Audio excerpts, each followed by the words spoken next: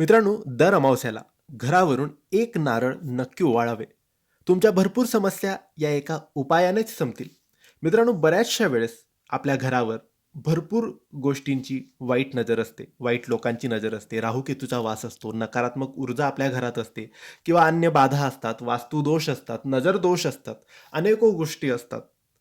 तर याच्यासाठी आपल्याला घरावरून एक नारळ दर अमावस्याला ओवाळून घ्यायचा आहे.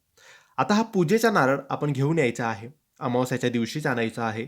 घराच्या बाहेर कोणीही पुरुष, महिला कोणीही हा उपाय करू शकतात. त्यांनी घराच्या बाहेर मुख्य दाराच्या बाहेर उभं राहायचं आहे आणि आपल्या मुख्य दारावरून 7 वेळेस हा नारळ गोल ओवाळून घ्यायचा. 7 वेळेस ओवाळून घ्यायचा.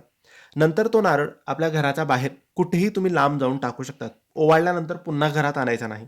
तो बाहेर लांब जाऊन तुम्ही कुठेही टाकू शकता. झाडाखाली, रोडवर, कुठेही कोणी नाही बघणार अशा ठिकाणी तुम्ही तो टाकून द्यायचा आहे आणि घरात आल्यानंतर हातपाय तोंड धुवून घ्यायचा आहे. हा उपाय सकाळी करा, दुपारी करा, संध्याकाळी करा, केव्हाही करा. सूर्य असतानाच हा उपाय तुम्हाला करायचा आहे आणि एक अमावस्या नाही, दर अमावस्याला करा.